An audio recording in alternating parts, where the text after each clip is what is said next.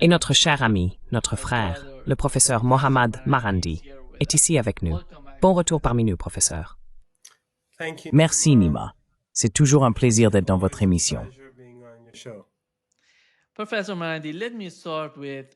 Professeur Marandi, permettez-moi de commencer par ce que nous avons appris hier de l'ambassadeur d'Iran en Russie.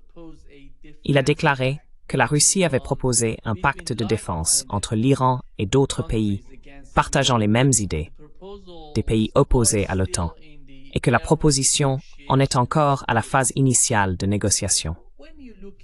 Quand on observe la manière dont l'Iran et la Russie, vous savez, modifient leur perception de ce qui se passe avec l'OTAN, et comment l'OTAN, parce que l'attaque contre l'Iran, il faut reconnaître que cette attaque contre l'Iran n'était pas seulement une attaque israélienne contre l'Iran.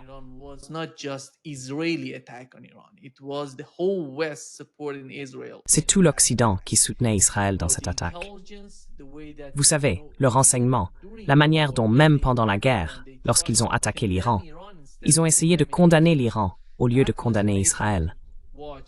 C'était incroyable à voir. Et les dirigeants européens disaient qu'Israël faisait notre travail quotidien contre l'Iran. À votre avis, que se dessine-t-il entre l'Iran et la Russie, ou peut-être avec d'autres pays qui se joindraient à eux? Quelle est votre opinion à ce sujet?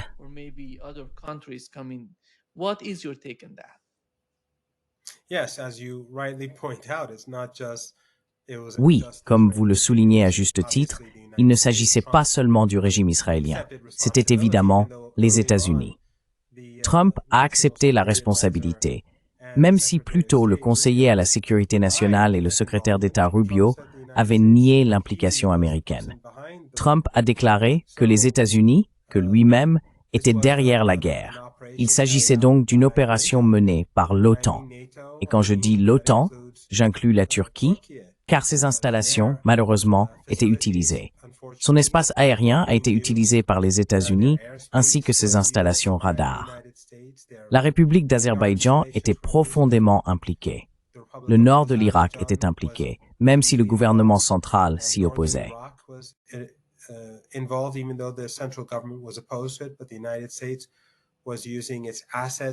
Mais les États-Unis utilisaient leurs ressources dans le nord de ce pays, et le régime israélien, avec ses alliés, agissait contre l'Iran à partir de là.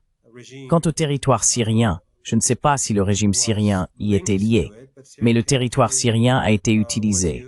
Et je ne parle pas seulement de l'espace aérien. Les monarchies du Golfe Persique, toutes les installations radars, les bases américaines là-bas, ont toutes été utilisées. C'était donc une immense coalition. Et je ne serais pas surpris que les Iraniens, les Russes et d'autres commencent à coopérer plus étroitement les uns avec les autres en ce qui concerne une relation militaire structurelle.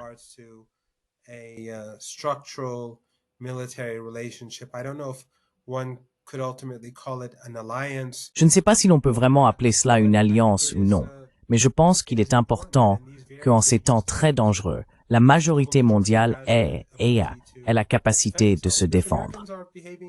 Les Américains se comportent de manière de plus en plus provocatrice, que ce soit au Venezuela, au Brésil ou lorsqu'ils parlent du Nigeria.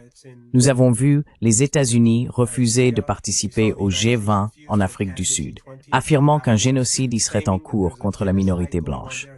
Et chaque jour maintenant, à Gaza, au Liban, en Cisjordanie, le régime israélien, avec le soutien de l'Occident, massacre des gens.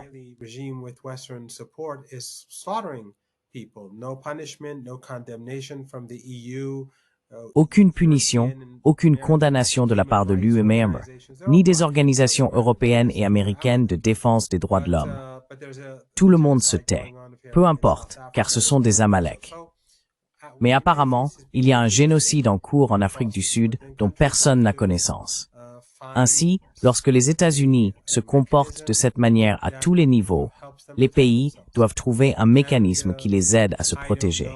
Je ne sais pas exactement ce que l'ambassadeur iranien voulait dire à propos de l'avenir des relations entre l'Iran et la Russie, ni si cela évoluera vers une forme de coopération militaire plus approfondie que celle que nous voyons aujourd'hui, ni jusqu'où cela ira. Mais en tout cas, je pense qu'il est compréhensible que de telles choses soient explorées. that such things are being explored.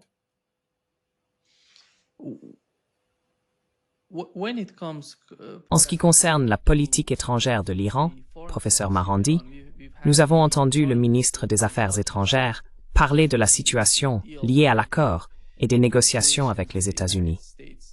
Comment l'Iran perçoit-il ces négociations aujourd'hui?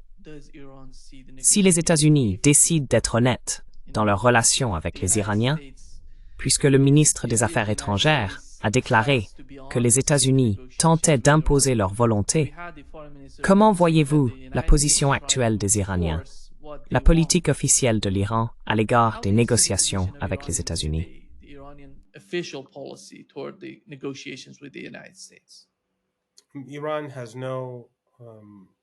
L'Iran n'a actuellement aucune raison de négocier avec les États-Unis et il n'a aucune intention de le faire.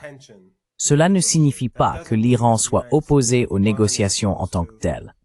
Même lorsqu'il savait que les discussions n'aboutiraient à rien, l'Iran a finalement accepté des négociations indirectes afin de montrer à la fois à l'opinion publique iranienne et à la communauté internationale que les États-Unis manquaient de sincérité.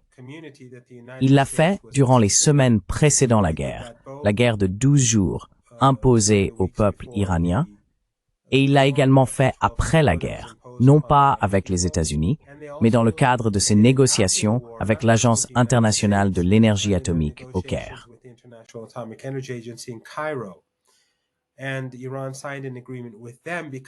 Et l'Iran a signé un accord avec eux parce que les Européens avaient promis que, s'ils le faisaient, ils trouveraient une solution à l'impasse nucléaire. Les Iraniens savaient que les Européens mentaient, et ils ont eu raison. C'était donc des décisions intelligentes. Mais pour l'instant, il n'y a vraiment rien à dire, car les conditions que les États-Unis veulent imposer à l'Iran sont ridicules, et personne en Iran ne va les prendre au sérieux. La société iranienne est différente aujourd'hui de ce qu'elle était auparavant. Personne ne pense que quoi que ce soit d'utile sortira de négociations avec Trump. Les gens observent Trump au quotidien, ses diatribes, sa rage contre ses adversaires internes et externes, ses revirements et ses changements.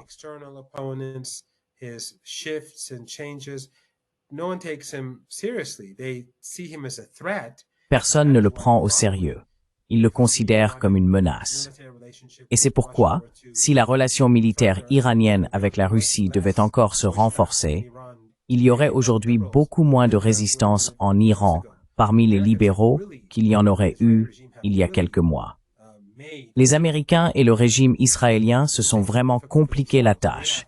Ils ont uni les Iraniens d'une manière que je n'avais pas vue, comme je l'ai déjà dit dans votre émission, depuis des décennies, à cause de leur propre comportement insensé. Donc pour le moment, je ne vois aucun signe de négociation entre les deux parties, car les États-Unis formulent des exigences scandaleuses.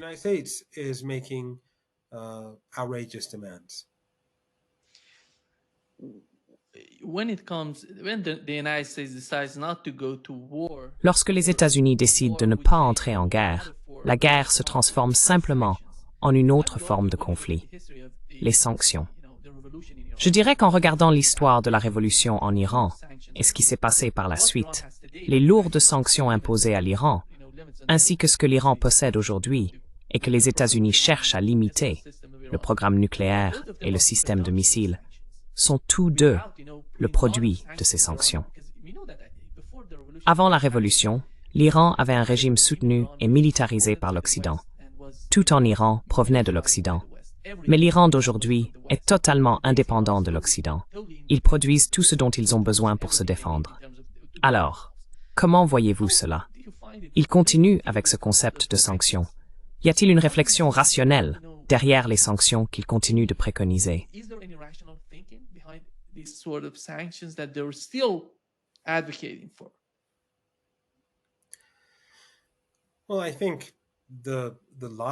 Eh bien, je pense que la logique derrière les sanctions consiste à mener une guerre sans réellement bombarder un pays.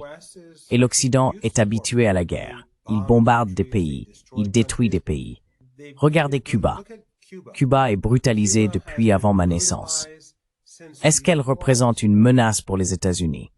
Je veux dire, En mettant de côté la période de la guerre froide et la crise des missiles de Cuba, Cuba a-t-elle jamais constitué une quelconque menace pour les États-Unis? Pourtant, les États-Unis sont déterminés à rendre la vie des gens là-bas aussi misérable que possible, à les laisser mourir de maladie, perdre leur emploi et voir les familles se disloquer à cause de la pauvreté. C'est l'intention des États-Unis.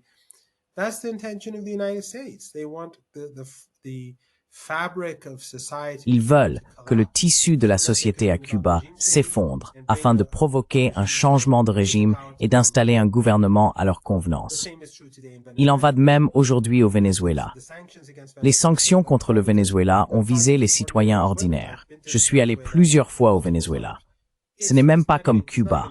Ce n'est pas un pays communiste. C'est en réalité une société catholique. Je pense que 70%, peut-être 75% des Vénézuéliens sont catholiques, massivement chrétiens, presque 100% chrétiens. Donc il ne s'agit pas de communisme. Il existe un secteur privé et des quartiers très riches au Venezuela. Ce n'est donc pas une question de socialisme ou de communisme.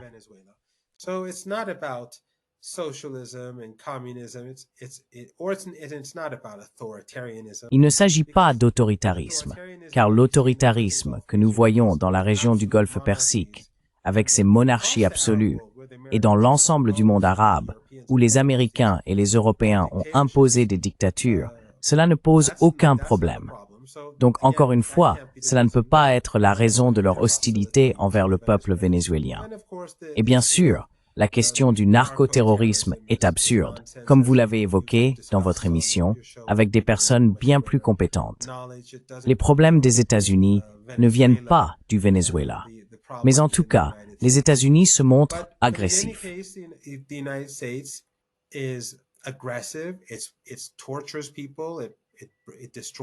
Cela torture les gens. Cela détruit des vies par le biais des sanctions. Et cela a toujours été l'objectif avec l'Iran également. Il ne fait aucun doute que les sanctions ont causé de grands dommages.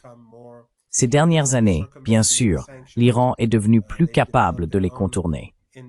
Le pays a développé sa propre base industrielle, de nouvelles amitiés et alliances, et a rejoint les BRICS ainsi que l'Organisation de coopération de Shanghai.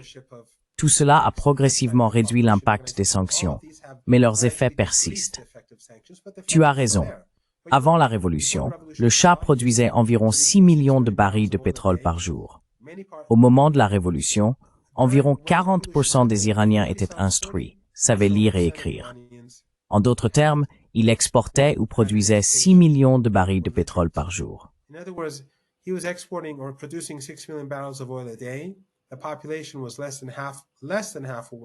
La population était inférieure à la moitié de ce qu'elle est aujourd'hui. Mais la majorité des gens savaient lire et écrire.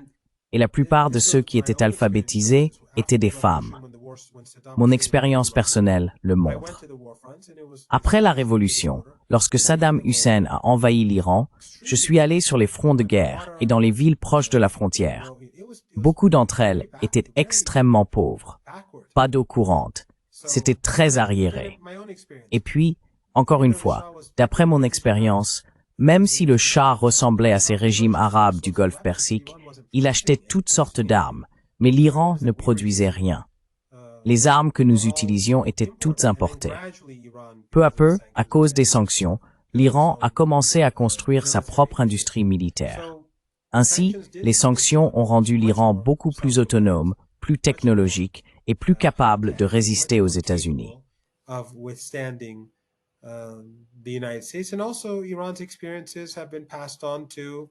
De plus, l'expérience de l'Iran a été transmise à la Russie.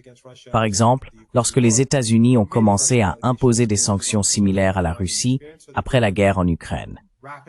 De nombreuses délégations russes sont venues en Iran pour tirer des enseignements de l'expérience iranienne, afin de surmonter rapidement bon nombre des problèmes qui leur étaient imposés. Ainsi, le régime de sanctions crée des difficultés, mais il pousse également un pays à devenir créatif, autosuffisant, autonome et à rechercher de nouveaux partenariats. Mais surtout pour l'Occident, cela engendre une perte permanente, car des pays comme l'Iran sont repoussés si loin qu'ils ne reviendront jamais. Les États-Unis, en antagonisant la Russie, l'Iran et d'autres de cette manière, rendent toute forme de rapprochement encore plus improbable qu'auparavant. En fin de compte, les États-Unis finissent par se marginaliser eux-mêmes. So the United States marginalizes itself. What's going on, Professor Marandi, with the concept? Que se passe-t-il, professeur Marandi, avec ce concept? Je sais que vous suivez beaucoup de ces publications sur X et vous connaissez l'atmosphère générale.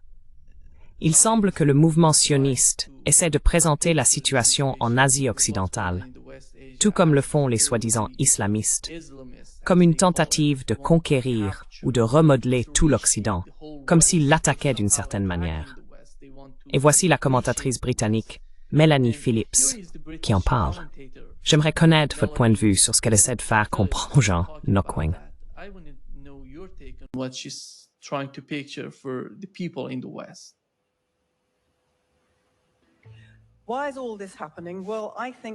Pourquoi tout cela se produit-il? Eh bien, je pense que la cause palestinienne est absolument centrale. La cause palestinienne, comme nous le savons tous, repose sur rien d'autre que la destruction de l'État juif. Mais au-delà de cela, elle repose aussi sur le vol de l'histoire même des Juifs sur cette terre. La cause palestinienne est devenue la cause des causes en Occident, lequel, bien sûr, s'emploie à détruire ses propres valeurs fondamentales, des valeurs issues du judaïsme. Ce n'est pas une coïncidence. À mon avis, la cause palestinienne est une forme de guerre sainte, une guerre sainte islamique, et c'est un cheval de Troie pour l'islamisation de l'Occident.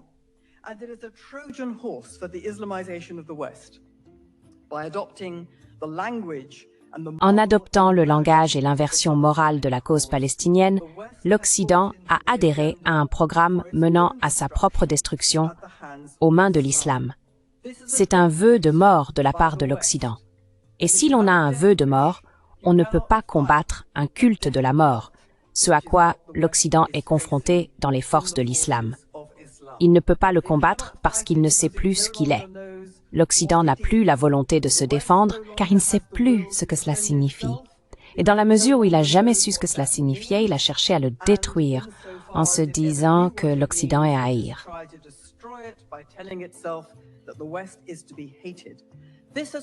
Yeah, you get the tone, what she's talking about. Oui, on comprend le ton de ce dont elle parle. Comment comprenez-vous la manière dont ils essayent de dire que l'islam nous attaque, que nous devons faire quelque chose, mais que l'État de Palestine se trouve sur le chemin qui l'empêche ce genre d'attaque? C'est pourquoi, disent-ils, il est nécessaire de soutenir Israël. Comment comprenez-vous cela, professeur Marandi? Support Israel. How do you understand it, Professor Marandi? You know, Nima, Tu sais, Nima, lorsque le régime israélien a été contraint de quitter le Liban en l'an 2000, après 18 ans d'occupation, ceux qui sont aujourd'hui impatients face à la résistance devraient se replonger dans l'histoire pour voir combien de temps il a fallu au Hezbollah pour chasser ce régime du Liban. 18 ans. Après l'an 2000, je suis allé avec un groupe d'étudiants de l'université de Téhéran. Ils étaient 9 et peut-être 5 ou 6 professeurs. Nous sommes allés à une conférence au Liban, puis nous avons aussi visité le sud du pays. Nous sommes allés dans la ville de Qiyam et nous avons visité la prison qui s'y trouve. Dans cette prison, nous avons rencontré un ancien détenu et il a dit devant nous tous, hommes et femmes, qu'ils avaient violé sa femme devant lui. he said that they raped his wife in front of him. They brought his wife to the prison. Ils ont amené sa femme à la prison et l'ont violée devant lui pour le forcer à donner des informations. Et la personne qui a commis le viol était libanaise. D'accord? Lorsque les prisonniers ont été libérés, parce que les Israéliens ont rapidement quitté le Liban et abandonné les prisons, les prisonniers sont sortis. Le martyr Sayed Hassan Nasrallah a appelé ses partisans à ne pas chercher à se venger de quiconque avait collaboré avec l'ennemi et vivait au Liban. Cet ancien prisonnier nous a dit « Je croise ce violeur de temps en temps, car il vit dans le sud. » Et bien sûr, il éprouve des sentiments profonds à propos de ce qui s'est passé. Mais il a dit « Je n'y pense même pas, parce que c'est ce que Sayed Hassan Nasrallah voulait. Il voulait que le Liban reste calme. That's what Sayyid Hassan Nasrallah wanted because he wanted Lebanon to be calm.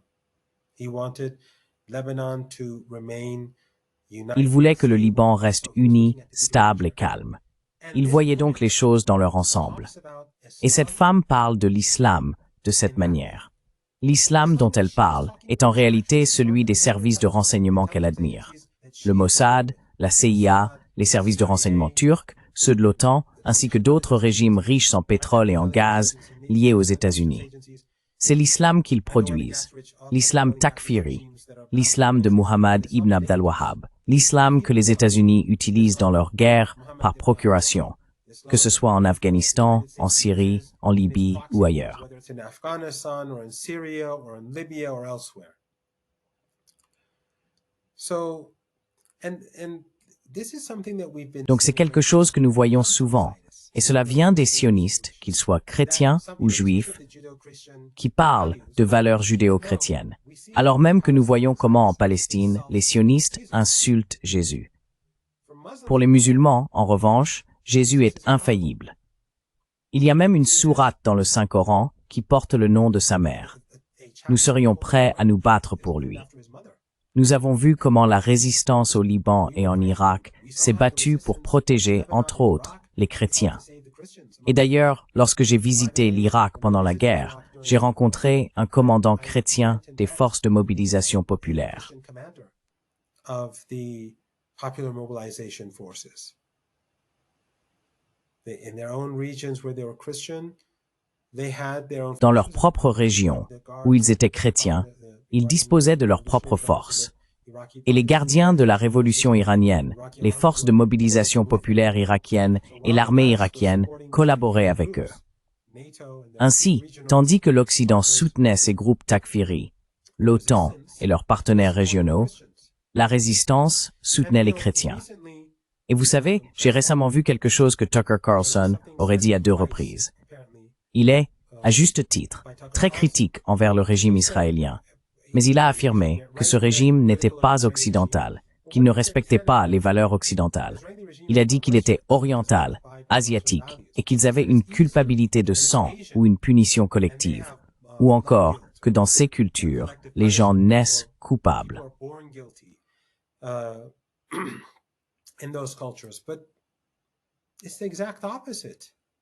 Mais c'est exactement le contraire. Nous n'avons ni culpabilité du sang, ni punition collective. Les gens ne naissent pas coupables. En fait, en islam, nous n'avons même pas le concept de péché originel. Ces récits créés par les sionistes visent essentiellement à maintenir les divisions entre les peuples, à entretenir l'hostilité, exactement comme ce qu'ils ont fait avec le wahhabisme dans notre région. Ces agences de renseignement liées à l'Occident, en Turquie, en Arabie Saoudite, au Qatar et ailleurs, ont utilisé le sectarisme et la haine raciale pendant des décennies pour maintenir la région divisée. Aujourd'hui, cette division s'efface, car la réalité est évidente pour quiconque garde les yeux ouverts. Seule la résistance soutient le peuple palestinien, et personne d'autre.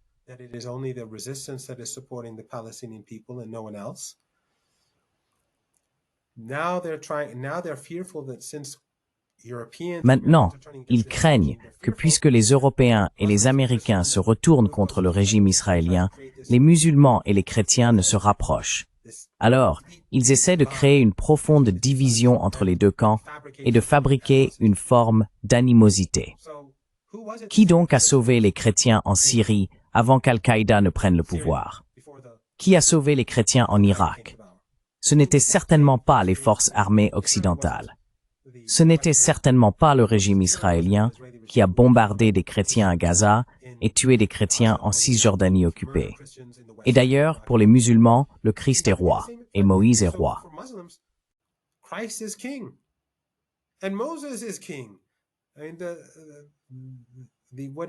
Ce qui est extraordinaire, c'est qu'il parle de valeurs judéo-chrétiennes, alors que le traitement des chrétiens en Palestine occupée est évident pour tout le monde. Mais personne ne dit rien. Même si l'Iran, enfin, je veux dire les musulmans, considèrent Moïse comme un prophète infaillible, et que Jésus, comme je l'ai déjà dit, occupe une place très élevée en islam, on pourrait s'attendre à ce qu'il soit question de valeurs communes. Mais ces gens ont un intérêt particulier à entretenir la division. Tout comme ces dictatures riches en pétrole et en gaz ont un intérêt particulier à maintenir le sectarisme. Elles n'ont aucune légitimité. Ce sont des dictatures liées à l'Occident. Le régime sioniste, lui aussi, a un intérêt particulier dans la haine religieuse.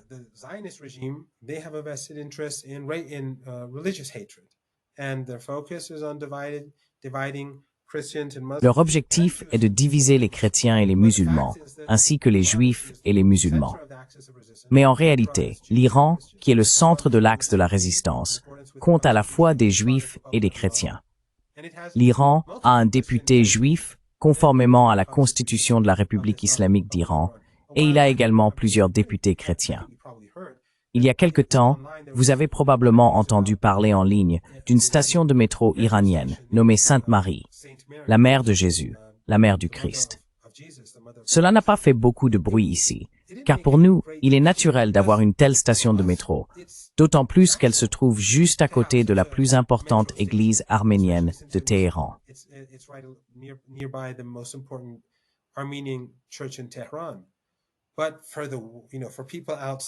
Mais pour les personnes en dehors de l'Iran, qui ont été bombardées pendant des décennies par la propagande occidentale, anti-iranienne, anti-musulmane, anti-chiite, anti-résistance, cela a été une grande surprise pour beaucoup. Mais cela ne devrait pas l'être. Pourquoi aurions-nous de l'hostilité envers les chrétiens? Nous n'avons aucune hostilité envers les juifs. Nous considérons les juifs qui se sont opposés à Israël comme des héros, et beaucoup d'entre eux se sont rendus en Iran, ont visité l'Iran. Et comme je l'ai dit, nous avons des Iraniens juifs qui, malgré les tentatives du régime israélien de les convaincre de partir, ne l'ont pas fait. Ils sont restés.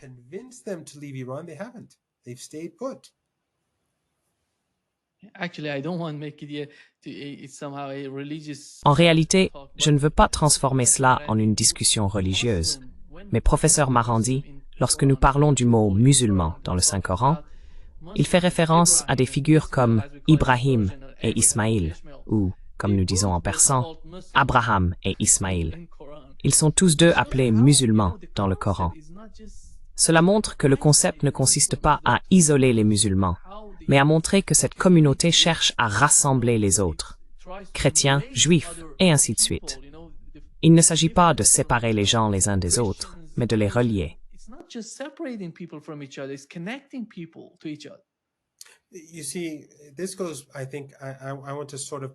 Tu vois, je pense que je veux établir un lien entre ce que tu dis, ce que cette femme a dit, et aussi ce que l'ancien rédacteur de discours d'Obama a déclaré récemment, que tu as sûrement vu. En gros, ce qu'elle disait, c'est que les enfants juifs à l'école voient la réalité sur leur téléphone portable, donc ils ne croient plus à nos récits. Et quelle est la solution? Supprimer la réalité, retirer les téléphones, n'est-ce pas? Cela montre deux choses, d'ailleurs. La première, c'est qu'ils admettent que les jeunes juifs, les écoliers, les regardent avec dégoût. Elle a utilisé un mot de ce genre pour décrire comment, après avoir été témoins de tous les crimes horribles qu'ils ont commis, ces enfants réagissent lorsque les adultes essayent de répéter ces mêmes récits.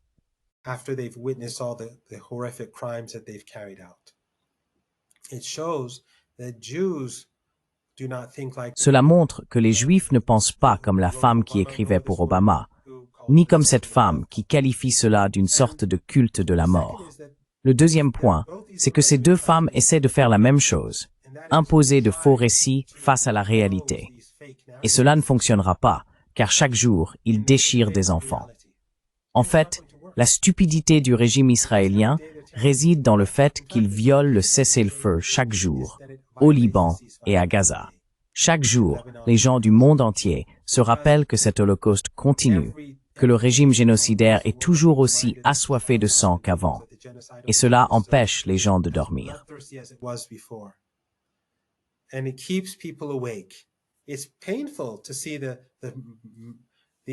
C'est douloureux de voir l'extermination de familles à Gaza, le meurtre de civils, et ensuite certains de ces sionistes et journalistes occidentaux qui arrivent. Un journaliste occidental m'a parlé et m'a dit, je lui ai répondu, ils violent le cessez-le-feu tous les jours. Et le journaliste a dit, eh bien, ils affirment que ce sont des membres du Hamas et du Hezbollah. Et j'ai répondu, c'est un cessez-le-feu. Quel rapport avec quoi que ce soit? Comme si, pour eux, tuer des gens était légitime, même pendant un cessez-le-feu. Si ce sont le Hamas et le Hezbollah, alors ce n'est pas un cessez-le-feu. J'ai dû répéter cela aux journalistes. Je l'ai probablement dit 4 ou 5 fois pour que cela rentre dans sa tête dure.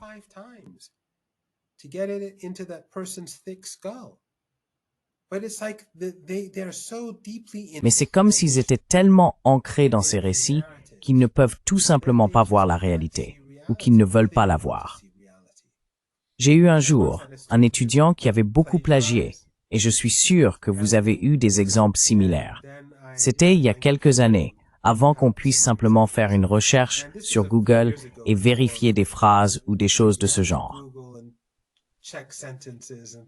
J'ai découvert beaucoup de plagiat et cet étudiant est venu me voir.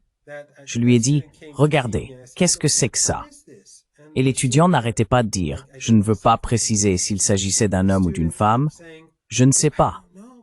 Comment ça, vous ne savez pas? La personne répétait sans cesse, je ne sais pas. J'ai dit, au lieu d'assumer la responsabilité et de dire, j'ai fait une erreur, peu importe à quel point j'insistais, la réponse restait toujours, je ne sais pas. Je ne sais pas comment c'est arrivé.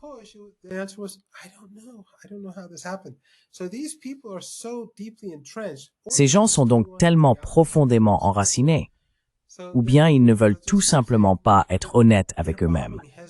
Alors ils continuent de dire, mais ils bombardent le Hezbollah. Comme si pendant un cessez-le-feu, on pouvait bombarder le Hezbollah, ou pendant un cessez-le-feu, on pouvait bombarder le Hamas ou le djihad islamique. C'est ainsi qu'ils fonctionnent. C'est ainsi qu'ils pensent. Cependant, ces récits ne sont plus acceptés par les jeunes. Les jeunes ont vu la réalité. On ne peut pas la leur cacher. Ils essaient maintenant d'ailleurs, en fermant TikTok et en prenant encore plus le contrôle des médias qu'avant. Mais en tout cas, les gens ont vu ce qu'ils n'auraient jamais dû voir. Des bébés déchirés, mis en pièces chaque jour. Des responsables du régime israélien expliquant comment ils allaient les affamer, comment ils les ont affamés et comment ils continuent de les affamer.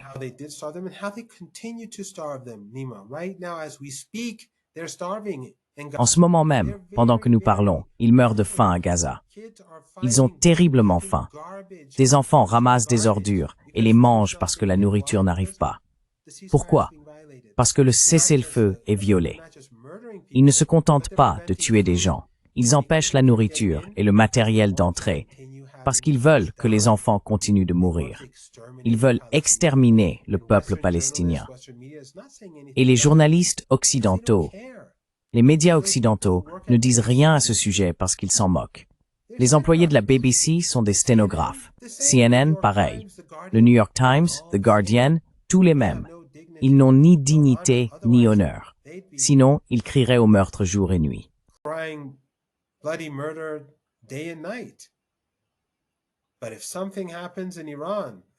Mais si quelque chose se passe en Iran, si quelqu'un se fait tabasser, si quelqu'un est, je ne sais pas, arrêté, il y a seulement quelques jours, ils ont encore condamné l'Iran pour des violations des droits de l'homme.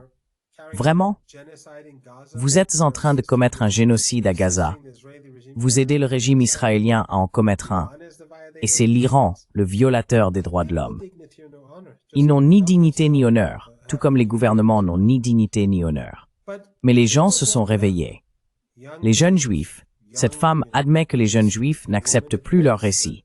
Et donc sa solution, c'est de leur confisquer leur téléphone portable jusqu'à leur dernière année de lycée. Eh bien, bonne chance avec ça.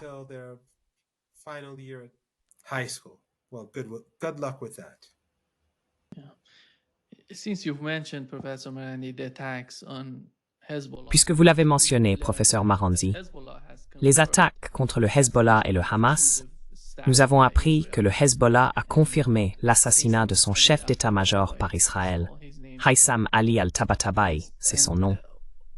Et professeur Marandi, chaque fois que je vois ce genre d'assassinat, que ce soit en Iran, ou maintenant avec le Hezbollah et le Hamas, cela montre que les Israéliens sont dans une sorte de situation de désespoir. Ils ne savent pas quoi faire d'autre que d'assassiner des gens, simplement parce qu'ils le peuvent.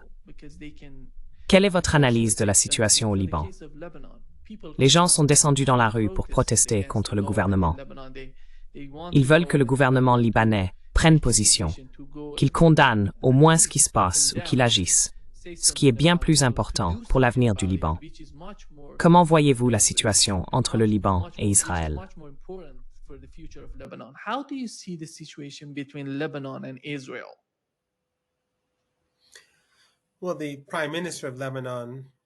Eh bien, le premier ministre du Liban a été imposé au peuple libanais par les Américains juste après la guerre. C'était à une époque où le Hezbollah comptait de nombreux martyrs et commençait tout juste à se regrouper que les États-Unis ont exercé cette pression. Et bien sûr, les Saoudiens collaboraient avec les Américains, insistant fortement pour que le Hezbollah soit désarmé, laissant essentiellement le peuple libanais sans aucune protection. Jusqu'à présent, le Hezbollah a fait preuve d'une grande retenue, et la raison en est qu'il a accordé à ce gouvernement, qui n'est pas soutenu par la majorité, car lors des élections locales, le Hezbollah a remporté la victoire, et cela figure dans les résultats, un certain espace.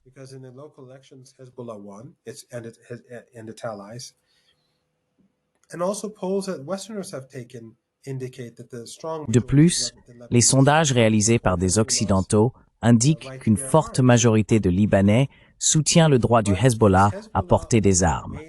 Mais le Hezbollah a fait des sacrifices. Il a donné de nombreux martyrs au fil des années, car chaque jour, les Israéliens tuent des citoyens libanais, ainsi que des membres du Hezbollah.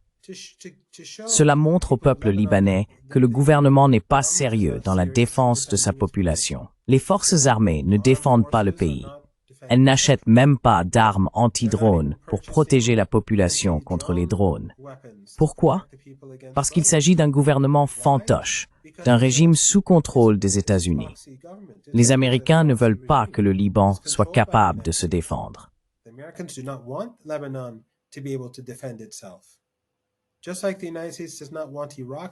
Tout comme les États-Unis ne veulent pas que l'Irak soit capable de défendre son espace aérien. L'Irak a beaucoup d'argent, mais les Américains ne lui permettent pas de se défendre. En ce moment, les États-Unis essaient d'imposer leur volonté au peuple irakien par des menaces, en tentant d'installer un gouvernement que le peuple ne veut pas. Les résultats des élections ont été très mauvais pour l'Occident, et pour les États-Unis en particulier, tandis que les amis de l'Iran ont très bien réussi. Ainsi, les États-Unis ne se soucient pas de la démocratie. Ils ne se soucient pas de la volonté de la majorité, que ce soit en Irak, au Liban ou en Palestine. La résolution du Conseil de sécurité de l'ONU était honteuse. Elle n'avait le soutien d'aucun des groupes palestiniens.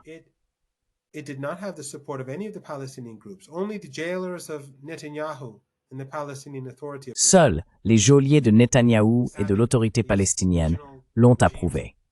Et malheureusement, ces régimes régionaux, dont les dirigeants ont pris part au fiasco du Caire, en Égypte, à Sharm el-Sheikh, l'ont soutenu.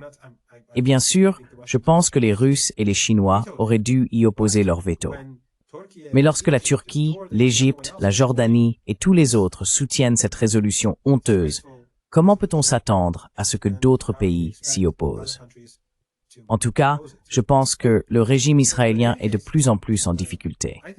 Les assassinats sont très douloureux à entendre et à voir, que ce soit à Gaza, au Liban ou les meurtres en Cisjordanie. Mais comme je l'ai dit, le régime israélien décline très rapidement.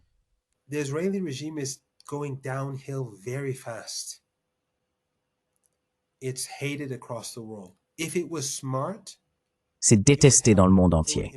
S'ils étaient intelligents, ils accepteraient un cessez-le-feu et mettraient fin aux tueries, puis essaieraient, grâce à la Hasbara et à leur propagande, de reconstruire leur image. Ce n'est pas possible. Mais au moins, essayez de redorer un peu leur image après toute cette dévastation. Mais ils sont trop insensés, trop assoiffés de sang, trop racistes pour pouvoir réfléchir. Vous savez, certaines personnes disent « c'est l'un des stéréotypes, bien sûr ». que les sionistes sont très intelligents. Ils se sont montrés très stupides. Ils bénéficiaient d'un large soutien en Occident il y a 2 ans, grâce à leur machine de propagande, grâce au pouvoir qu'ils détenaient. Maintenant, ils sont méprisés, malgré le fait qu'ils contrôlent encore les médias et les réseaux sociaux.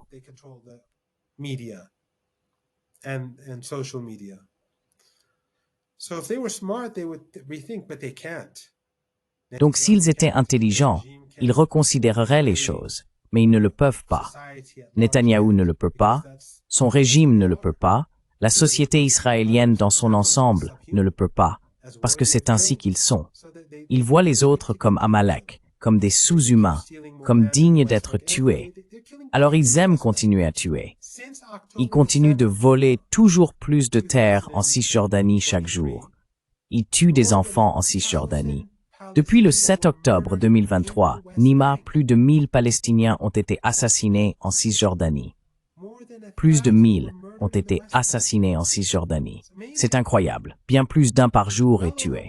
Et parmi eux, je veux dire, les soldats ne sont jamais punis. Mais dans, je crois, 20 ou 30 cas, des colons ont tué des Palestiniens.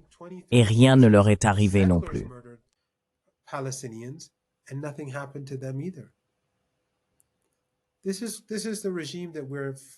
Voici le régime auquel nous sommes confrontés. Mais ce comportement aujourd'hui, parce que tant de gens à travers le monde le méprisent, fait que chaque fois qu'ils commettent un crime, au Liban, à Gaza, en Cisjordanie, contre l'Iran, l'information se répand. Les réseaux non officiels, les jeunes du monde entier diffusent la nouvelle. Ce n'est donc pas bon pour le régime. Ils peuvent célébrer, et ils le font, sur leur chaîne Telegram. Vous savez, ils montrent des images de Bobo morts. Rien, ils atténuent. Ils montrent voient la réalité. C'est une métaphore catastrophique.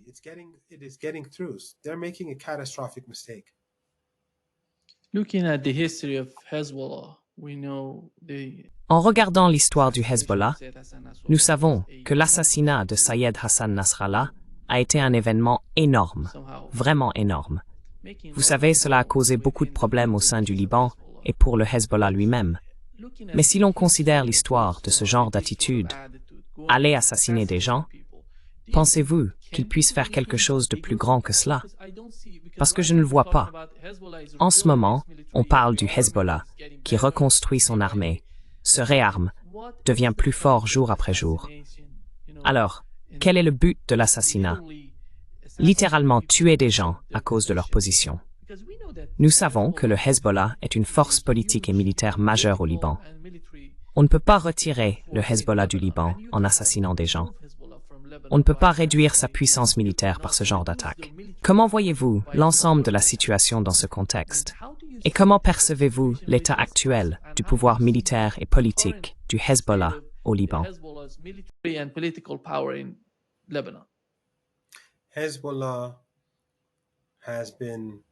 Le Hezbollah a redéfini sa structure militaire et se prépare à des guerres de haute technologie. Le régime israélien a mené des attaques massives contre le Liban, mais il n'a pas réussi à s'y implanter. Ce n'est qu'après le cessez-le-feu qu'il a pris une partie de ce territoire, car le gouvernement libanais était soit incompétent, soit peu disposé à protéger les frontières. Depuis, le Hezbollah étudie la guerre. Il analyse les capacités et les faiblesses du régime israélien, observe ce qui s'est passé à Gaza et lors de la guerre de 12 jours avec l'Iran. Il se reconstruit et crée un nouveau type de capacité. Il est très facile pour le Hezbollah d'obtenir les armes dont il a besoin pour mener cette guerre. La situation en Syrie, Nima, est horrible. Il n'y a aucune sécurité. Le pays s'est effondré.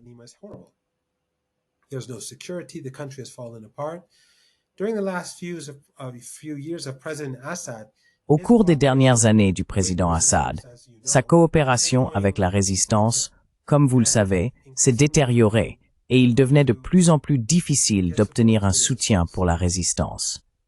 Aujourd'hui, c'est beaucoup plus facile, car le pays est contrôlé par des gangsters, des mafieux, des voyous et des barons de la drogue. Chaque quartier est sous le contrôle de quelqu'un. Il n'y a plus vraiment de gouvernement central, ce qui est triste, déchirant, en vérité. Cependant, cela a rendu le transfert de tout ce dont le Hezbollah a besoin beaucoup moins coûteux et plus simple qu'auparavant. Leurs capacités sont donc bien présentes. Ils se préparent, et ils se sont déjà préparés. Après la guerre, nous avons tous vu comment les gens se sont rendus aux funérailles de Sayed Hassan Nasrallah. Ils étaient des millions. J'y étais.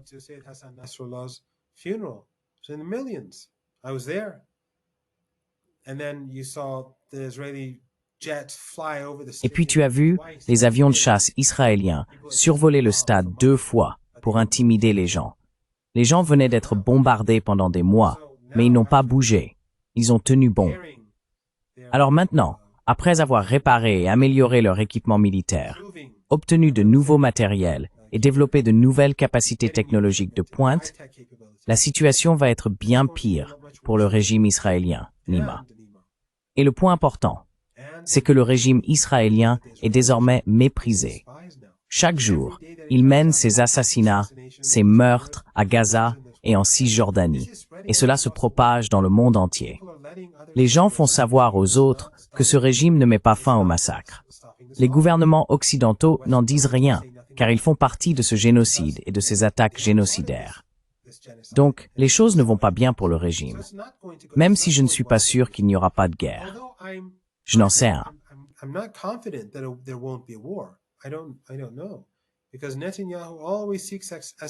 Parce que Netanyahou cherche toujours l'escalade. C'est pour cela qu'il bombarde chaque jour. Regardez le nombre de personnes qui ont été tuées la semaine dernière, à Gaza et au Liban. Rappelez-vous, ils ont aussi bombardé un camp de réfugiés dans le sud du Liban et ils ont commis un massacre de masse à Gaza. Le génocide continue, vous savez. Les gens du monde entier le voient et je ne pense pas que dans l'état actuel des choses, la situation s'améliorera pour le régime. Cela ne fera qu'empirer les choses. Comme je l'ai déjà dit, je ne dis pas qu'Israël va s'effondrer demain, mais son image a été complètement démolie, et cela aura des conséquences.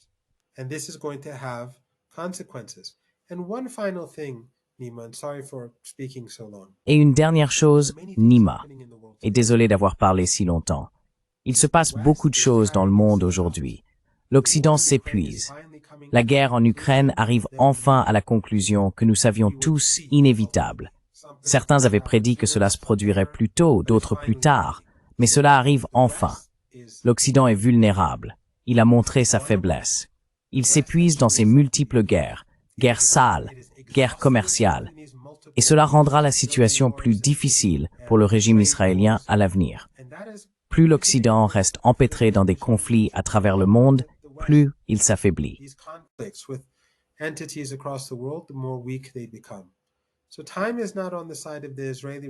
Ainsi, le temps ne joue pas en faveur du régime israélien, quelle que soit la manière dont on le considère. Ils peuvent tuer, oui, c'est douloureux. Ils peuvent gagner un peu de territoire pour l'instant. Mais souvenez-vous, comme je l'ai dit plus tôt, le Liban a été occupé pendant 18 ans avant d'être finalement libéré. Et le régime israélien d'aujourd'hui n'est pas le même que celui d'alors, qui bénéficiait d'un soutien total en Occident et auprès du public occidental. Les opinions étaient très différentes de celles d'aujourd'hui, et les partisans de la résistance au Liban à cette époque étaient bien plus faibles qu'ils ne le sont aujourd'hui.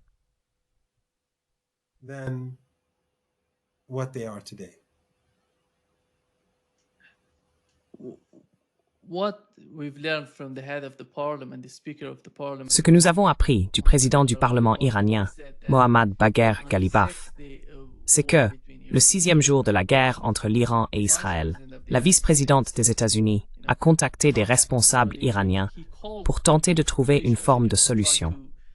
Quelle est la position officielle du gouvernement iranien concernant la guerre entre l'Iran et Israël?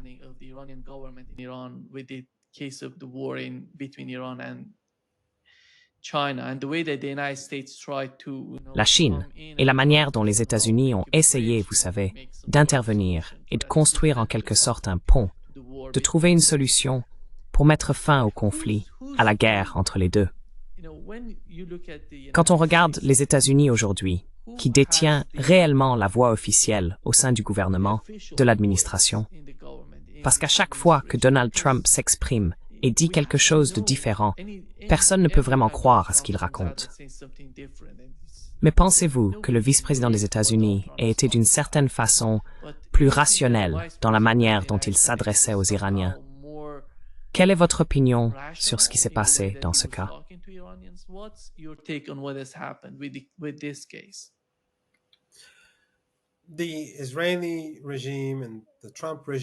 Le régime israélien et le régime Trump sont très étroitement coordonnés. Et le vice-président, quoi que son cœur puisse lui dire « je n'en sais rien ». Certains disent qu'il est un peu différent, et vous avez entendu tout cela. Son parcours, son arrière-plan religieux, qui sont ses amis, et ainsi de suite. Mais il ne fera rien que Trump ne veuille pas qu'il fasse. La raison pour laquelle ils ont commencé à communiquer ou à essayer de communiquer indirectement avec l'Iran, c'est que la situation avait déjà changé. Le premier jour, bien sûr, ce fut un blitzkrieg israélien. Puis disons, au 4e jour, la situation s'était inversée et l'Iran avait pris l'avantage. Et au 8e jour, l'Iran ne tirait même plus tant de missiles que ça.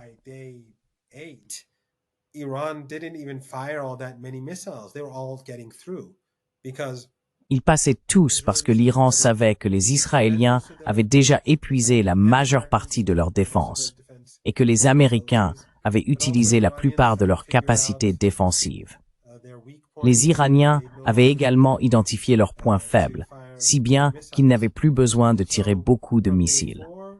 Entre le 4e et le 8e jour, à peu près, la situation s'est inversée, et du 8e au 12e jour, c'est l'Iran qui frappait le régime israélien. Beaucoup des frappes israéliennes en Iran n'avaient pas beaucoup d'effet, car elles touchaient des bâtiments déjà évacués. L'Iran avait vidé de nombreux endroits et les sites bombardés au cours des 3 ou 4 derniers jours. Je ne dis pas que cela n'avait aucun effet, mais l'impact diminuait. Pendant ce temps, les missiles iraniens frappaient très fort. Ils essayaient donc d'obtenir le Tunmith, Wanth, parce que ce n'était pas une guerre israélienne.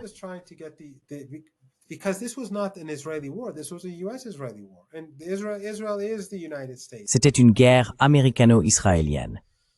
Et Israël est en réalité les États-Unis, du moins en ce qui concerne le régime politique. Nous savons maintenant que Marco Rubio mentait lorsqu'il disait que les États-Unis n'avaient rien à voir avec cela, car Trump, récemment et fièrement, en a pris la responsabilité, ce qui pourrait avoir des répercussions juridiques à l'avenir.